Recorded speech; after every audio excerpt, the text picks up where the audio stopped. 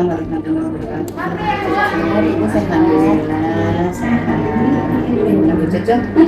Ya mohon maaf ya Bu mengganggu waktunya kami dari calon penggerak angkatan 10 ingin mengajukan beberapa pertanyaan ke Ibu untuk rangka bagaimana pengambilan keputusan yang dijalankan selama ini di sekolah ya Bu. Yang pertama, selama ini bagaimana Ibu mengidentifikasi kasus-kasus yang merupakan dilema etika untuk pendidikan? Baik, ini yang biasa saya lakukan ya, baik terhadap mitra guru apa murid, saya selalu mengidentifikasi sejauh mana kasus-kasus yang terjadi gitu ya. Kemudian ditanyakan kepada yang bersangkutan kalau memang itu melanggar peraturan atau hukum ya, memang walaupun pajak harus kita sampaikan pelan-pelan kalimat yang bijak sehingga tujuannya kita kan untuk menetralisir dan yang bersangkutan juga yang kita harapkan juga pada sadar berarti menyadari dan memperbaiki apa yang menjadi tujuan bersama karena di sekolah ini tidak hanya sendiri, memang semua stakeholder harus saling seperti itu sih ya.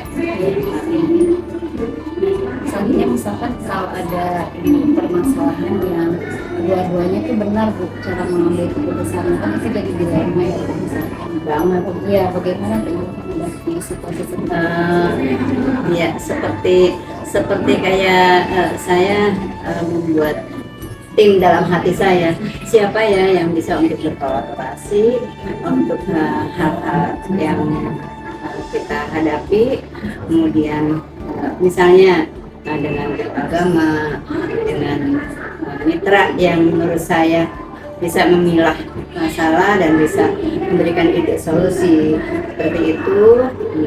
Ada 4 orangnya misalnya, saya berkolaborasi dengan mereka, jadi idenya apa saja sehingga sampai mendapat keputusan yang terbaik seperti itu. langkah-langkah atau prosedur apa yang biasa Ibu lakukan? Iya, biasanya saya mikir dulu ya siapa ini gimana ya, awalnya kita mau melakukan apa gitu ya. Udah jangan melenceng kemana-mana. Kalau memang kita punya prosedur yang pertama harus apa ya, jadi yang diinterogasikan yang pertanyaannya ke arah situ aja gitu kan, jadi sebanyak mungkin kita mendapat informasi. Yang kedua, apa yang jadi prosedur saya misalnya, yang pertama masalah-masalahnya, informasi masalah. Yang kedua, ide-ide untuk menyelesaikan gitu ya, atau dari arah mana supaya tujuan kita menyelesaikan masalah, menemukan solusi yang terbaik, tetapi tanpa ada yang dapat tekanan baik ke siswa maupun ke mitra. Hal-hal apa saja yang selama ini Ibu anggap efektif itu untuk mengambil keputusan pada kasus-kasus dilema etika? Saya biasanya berkolaborasi dengan yang tadi saya sebutkan. Kalau memang harus melibatkan komite, biasanya untuk mencari informasi ke siswa, saya memang selalu minta bantuan komite. Nah, baru saya pengambilan. Komite juga seperti itu. Kalau misalnya dia mengeluarkan pendapat, menurut saya begini gitu misalnya, itu harus selalu sepengetahuan saya gitu, langsung riset mana-mana. Satu, yang kedua, keputusan yang saya ambil juga harus keputusan bersama sesuai dengan hukum. Pertanyaan selanjutnya saya bacakan dulu ya, mengenai ini Bu. Selama ini Bu, pengalaman Ibu terkait kesalahan yang terjadi, bagaimana sih tantangannya yang dihadapi? ke tantangan ya berat atau ringan itu merupakan tantangan. Tapi justru kita berkewajiban untuk bisa melalui tantangan itu ya. Misalnya murid bisa ya, misalnya murid apa malas apa sekolahnya juga. Ini kita kan pelayan masyarakat, jadi harus kita jemput bola sampai masalah itu proses terselesaikan. Ada murid kan orang tuanya kan ada yang vokal, ada yang supaya apa ya puas lapor sana lapor sini seperti itu ya. Jadi di awal kan kita sudah sampaikan kepada murid-murid baru, kepada orang tua apabila ada hal-hal terkait kasus gitu ya, itu jangan sampai mencari solusi sendiri. Itu harus selalu diselesaikan dengan kekeluargaan yang akhirnya menuju ke hukum yang diharapkan oleh atasan-atasan kita dan pemerintah khususnya ya. Seperti itu, kalau misalnya guru juga seperti itu. Jadi saya juga sampaikan diskusi kalau guru ya. Nah kalau memang ada yang kasusnya ada di personil, kalau misalnya tidak ada keseluruhan itu bisa disampaikan pada saat rapat. Jadi memang harus ada ini konfirmasi dulu ya. Konfirmasi, selalu konfirmasi. Kalau perlu dengan pengawas, kalau memang sudah tidak terselesaikan, selesaikan dulu sebisa mungkin, selesaikan dulu di tempat, baru bahas di situ, baru ke atasannya lagi. Berjenjang dulu ya, jadi tidak melompati itu. Betul.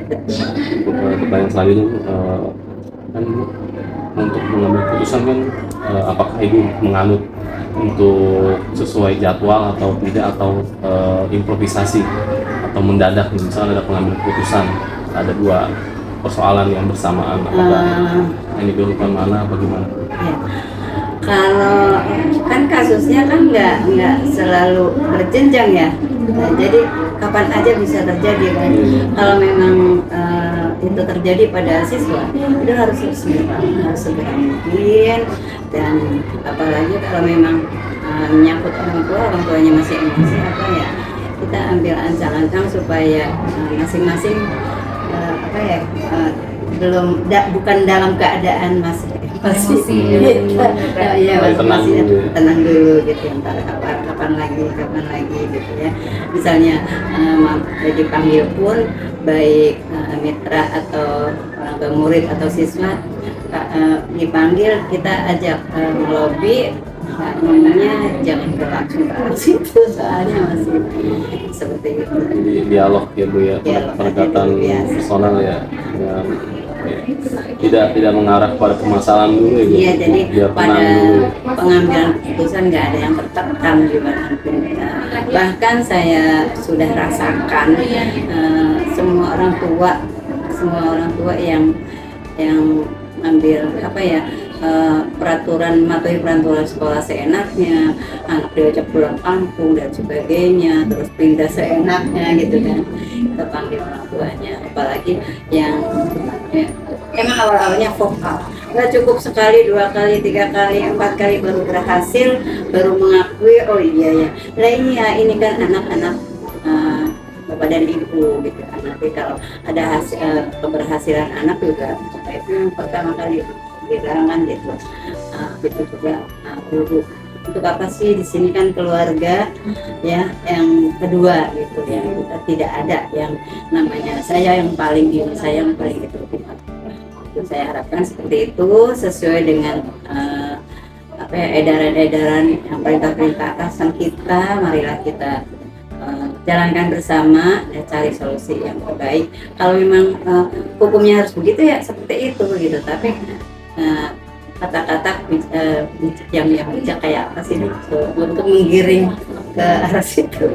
Jadi peraturan yang berlaku kita harus dan terapkan dulu. Iya. Tanpa tantangan tanpa tekanan Bu ya. Betul. Ego, jadi nggak ada perselisihan. Sudah lancar Bu ya. Ini ada lagi menurut Ibu selama ini dalam pengambilan keputusan adakah yang membantu, ada yang memperingan? Selain komite tadi yang disebutkan. Ya itu tadi yang kadang dalam hati siapa ya yang bisa memilah, siapa yang bisa idenya saya ambil. Dari mitra-mitra saya, dari guru-guru, dari guru agama, tentunya itu kan para pertanian ya. Jadi orang tertentu yang saya pilih. Ya. Terus yang sesuai dengan ini Bu ya, dengan persoalannya Bu ya. Persoalan terus dia dengan kepala dingin gitu. Terus yang idenya juga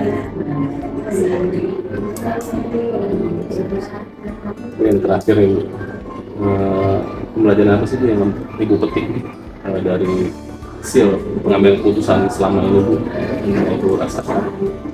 Pembelajarannya kan kita sudah mengenal teman-teman yang egoisnya tinggi gitu kan ya, yang terlalu nyantai, terus yang sedang-sedang aja gitu kan.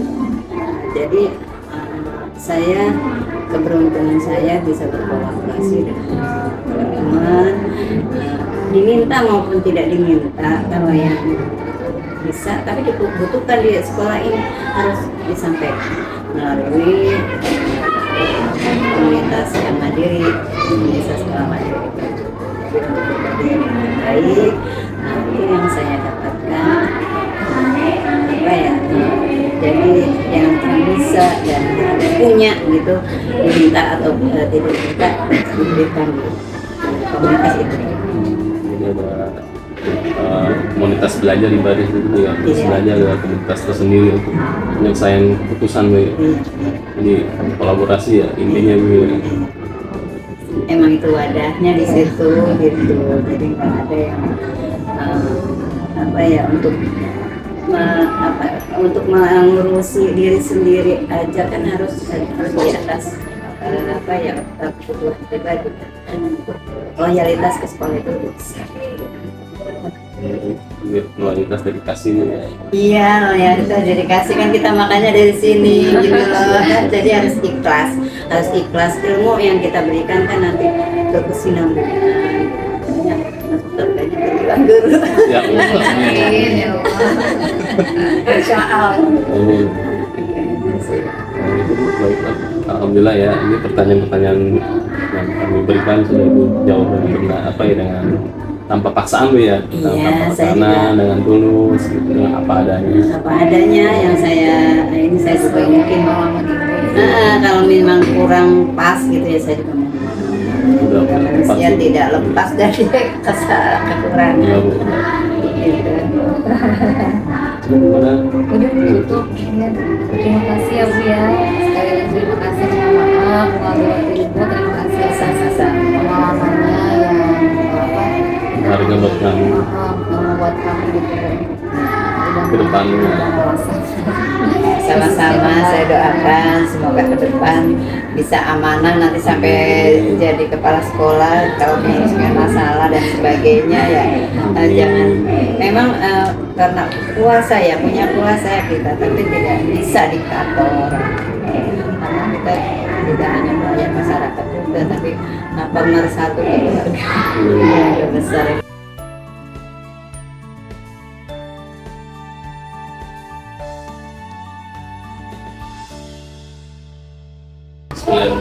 Assalamualaikum warahmatullahi wabarakatuh Ibu. Waalaikumsalam warahmatullahi wabarakatuh. Alhamdulillah sehat Ibu.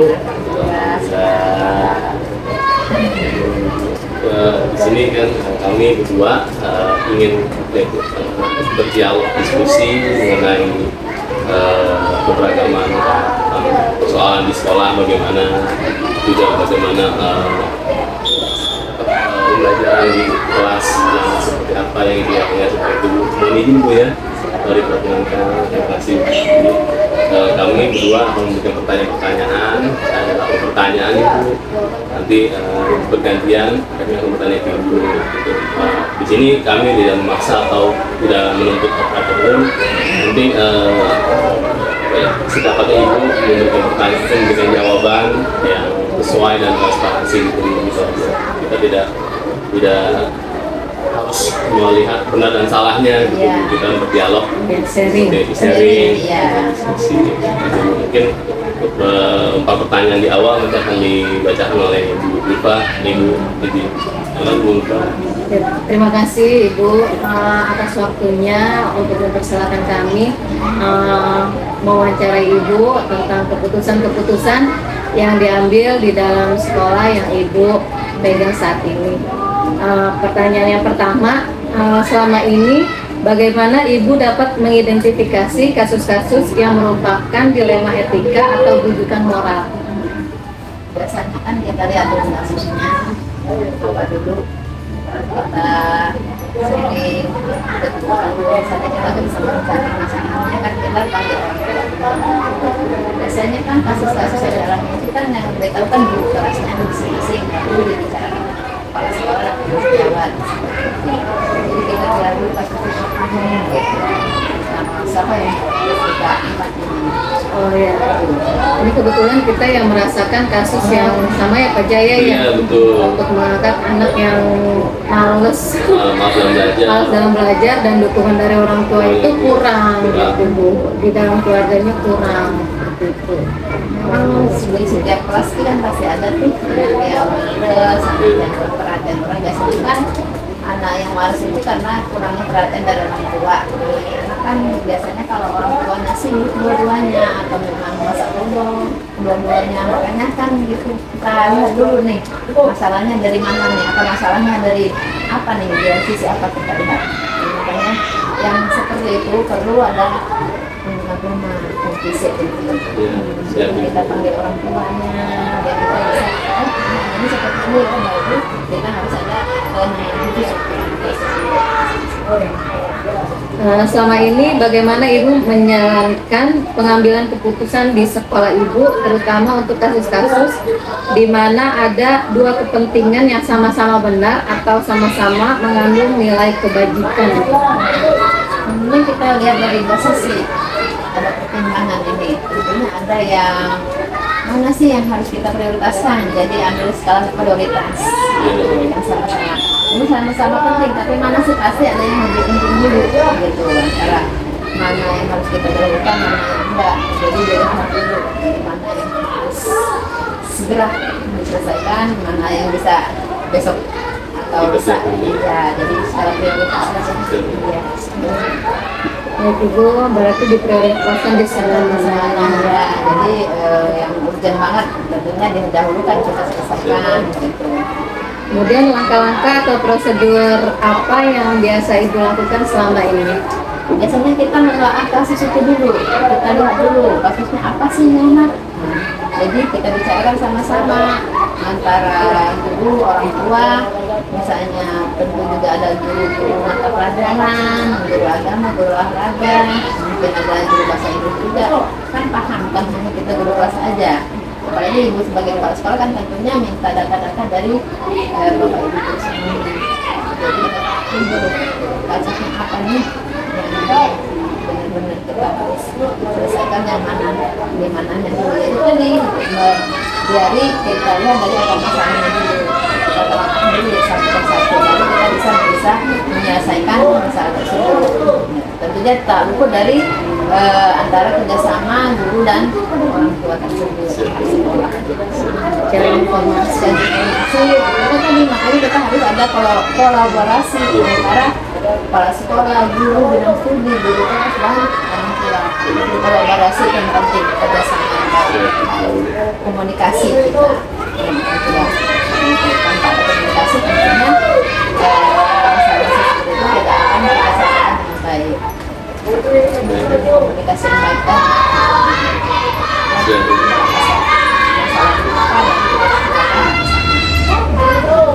Kemudian hal-hal apa saja yang selama ini Ibu anggap efektif dalam pengambilan keputusan pada kasus-kasus dilema etika?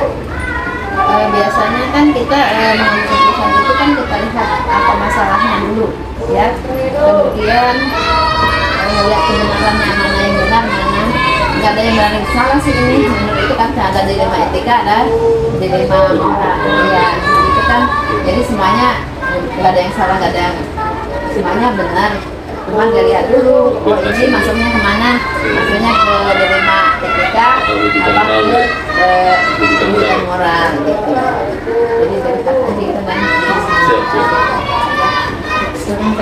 Ya, baik Ibu, terima kasih Ibu atas pertanyaan yang disampaikan oleh Ibu Lufa. Saya lanjutkan pertanyaan kelima dan sampai 8. Yang kelima Bu, apa aja nih Bu yang selama ini menjadi tantangan dalam pengambilan keputusan Ibu pada kasus-kasus dilema etika Bu? Misalkan kalau ada konflik antara misalkan ada rasa kebenaran dengan rasa kesetiaan atau rasa keadilan dengan rasa kesesuaian gitu dan Biasanya kan setiap tantangan itu dalam yang biasanya kita ambil itu kan tentunya ya kita harus ada komunikasi yang pertama. komunikasi Komunikasi biar tidak ada hal-hal yang saling menyalahkan gitu. Kolaborasi, komunikasi tentunya dengan pertama misalnya kita panggil dulu dari anak sebelum yang mempunyai masalah atau misalnya kita ajak bicara dari hati ke hati gitu kan biar oh ini masalah ini kita tahu ini jadi kita kita tahu ini yang membutuhkan moral ini yang etika gitu. Jadi semuanya itu pertimbangan ya itu tadi tentunya dengan komunikasi yang baik dan kolaborasi. Jadi semuanya itu inti dari permasalahan semuanya bisa diselesaikan dengan komunikasi dan kolaborasi dengan teman-teman sejawat dan kepala sekolah dan orang tua. Dengan bimbingan orang tua tentunya. Yang paling itu masalah apapun yang dilakukan anak itu tentunya orang tua yang paling berperan karena anak itu kan di rumah daripada di sekolah. Di sekolah kan sebentar, kalau di rumah kan mereka setelah pulang sekolah sampai besok pagi baru ketemu kita. Jadi orang tua besar Bu ya, lebih besar perannya. Cuma kadang orang tua kan nggak mau tahu yang selalu disampaikan adalah guru. Terserah deh apa guru mau diapain anak saya kan seperti itu lepas tangan padahal itu memang itu tantangan sih karena orang tua menyerahkan seluruhnya kepada pihak sekolah. Kita ke sekolah kan harus ada kerjasama. Benar. Jadi kerjasama Bu ya. Kerjasama dari orang tua kita nggak bisa berbuat sendiri. Berat sebelah Iya berat sebelah ya kita jadi yang melibatkan orang tua tentunya. Maka kita perlu juga melibatkan dari pihak luar sekolah seperti psikolog. Ya, dan ada juga teman-teman kesehatan dari puskesmas dan sebagainya. Selama ini kan kita ada kerjasama kan puskesmas sama psikolog juga. Kadang-kadang kita rujuk nih anak ini ke rumah sakit mana, psikolog mana gitu untuk melakukan seperti contohnya ada masalah psikisnya, psikologinya bermasalah dan jadi bahkan ada anak tertutup kan kalau mau cerita tuh karena kan dia merasa tertekan mungkin di rumahnya. Nah makanya kita sebagai pendidik itu di sekolah itu menciptakan kenyamanan. Iya, jadi anak itu yang penting anak itu senang datang ke sekolah aja kita udah alhamdulillah. Kan begitu, apalagi sekarang kurikulum merdeka ini anak itu kita intinya anak itu rajin masuk sekolah, senang masuk sekolah itu dia udah alhamdulillah. Masalah pelajaran yang akademiknya itu nomor 2 gitu. Sama seperti kemarin yang dulu di SMA 19 sampai kan 11 tuh begitu juga yang penting anaknya rajin mau sekolah sama kayak anak sekolah sama manja-manja kayak anak SD nggak kayak anak zaman dulu ya karena memang kalau nggak ada kita menunjukkan dia senang ke sekolah itu susah takut sama gurunya jadi ya itu kan penting kita bikin kenyamanan supaya itu merindukan kita ya kan dari kita datang ke sekolah oh besok lagi saya senang ketemu guru yang cantik itu pak guru yang ganteng gitu kan seperti itu ya sudah diciptakan kenyamanan dan kita itu supaya dia motivasi ke sekolah itu lebih rajin lagi. Pertanyaan yang apakah Ibu memiliki sebuah jadwal tertentu dalam sebuah irisan kasus dilema etika? Jadi ada schedule atau jadwal terus apakah dapat berlangsung di tempat atau ada di tempat lain gitu. Misalkan jadi prosedur itu harus apa yang dilakukan jadi prosedur bagaimana menjalankannya gitu. kalau ini sih nggak harus ada tempat tertentu atau jadwal tertentu, dilihat dari masalahnya apa gitu ya. Kalau memang masalah ini segera mungkin harus diselesaikan, dimanapun juga bisa kita bicarakan gitu. Ya harus, oh jadwalnya hari ini Bu, dan ini kadang kita udah bikin jadwal tapi nggak bisa dilaksanakan, kadang ini kan banyak kegiatan di luar gitu, jadi dadakan juga bisa, atau misalnya Bu sekarang kan bisa, ya insya Allah bisa gitu. Kalau udah sekali lagi ada di tempat, jadi harus jadwal khusus untuk nggak mesti. Kalau ibu insya Allah Bu telepon aja misalnya Bu lagi ini Ibu bisa nggak, insya Allah kalau ibu lagi ada di tempat nggak ada kegiatan di luar bisa kita laksanakan, jadi nggak gitu ya yang berupa ya, jadi nggak harus jadwal khusus, nggak ada tempat khusus, dimanapun bisa kita laksanakan sesuai dengan kebutuhan tadi yang cepat diselesaikan. Membantu saya juga ya. Iya, jadi ngambil keputusan itu, jadi nggak bisa bikin jadwal dulu, nggak usah ya. Jadi misalnya spontan tuh bisa, memang kalau itu kerjaan segera mungkin kita selesaikan gitu ya. Pertanyaan yang kedua Ibu, adakah seseorang atau faktor-faktor yang selama ini mempermudah atau membantu dalam mengambil keputusan Ibu dalam kasus dilema ini? Oh, tentunya sih banyak yang membantu Ibu ya. Ibu apalagi Ibu kalau tidak ada teman sejawat, seperti yang pertama mungkin ada wakil kepala sekolah tentunya, kemudian ada guru agama yang tentunya yang tentang tahu anak-anak satu-satu, guru bidang studi selain dari guru kelas ya. Kalau guru kelas memang utama ya, guru semuanya itu semuanya sangat membantu ya, ada guru kelas, semuanya stakeholder yang ada di sekolah itu sendiri. Sudah sih yang selama ini dilaksanakan yang semuanya berjalan lancar. Saling koordinasi, kolaborasi tadi, jadi semuanya berjalan lancar. Pertanyaan yang terakhir Ibu, maaf Bu. Jadi dari semua hal yang telah disampaikan, pembelajaran apa sih Bu yang dapat Ibu petik dari pengalaman dalam mengambil keputusan dilema etika? Jadi pengalaman apa yang mengenang sih, yang masih ada dalam pikiran Ibu yang benar-benar wah ini pengalaman yang sangat-sangat bagus buat Ibu? Dulu ya, emang Ibu latar belakangnya kan BK, ya. Tapi yang setiap tahun nih Pak Jaya dan Pak, setiap tahun ini anak kelas 6 yang banyak masalah. Nah dulu yang tahun lalu itu di kelas 6 itu anak-anak nggak mau sekolah, ternyata setelah ibu visit ke rumahnya, memang kondisi rumahnya itu orang tuanya itu pada habis ya, bapaknya di luar kota, ibunya ada tinggal bersama dia, cuma memang merasa kurang untuk anak.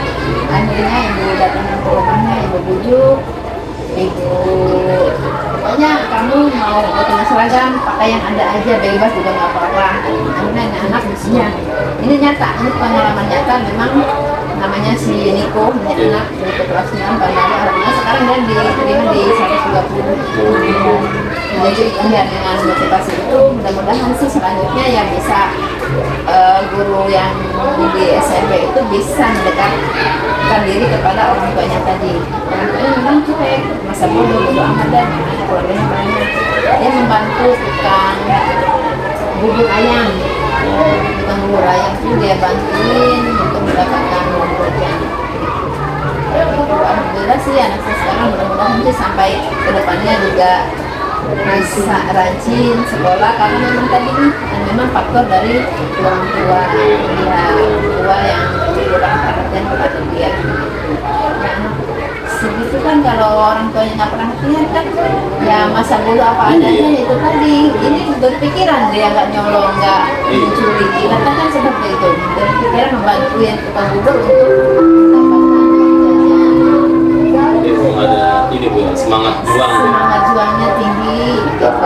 Tapi itu tadi karena memang kalau kondisinya mau aja berangkat sekolah aja susah, pakaiannya juga udah lusuh banget, makanya ibu bilang udah pakai yang ada aja, pakai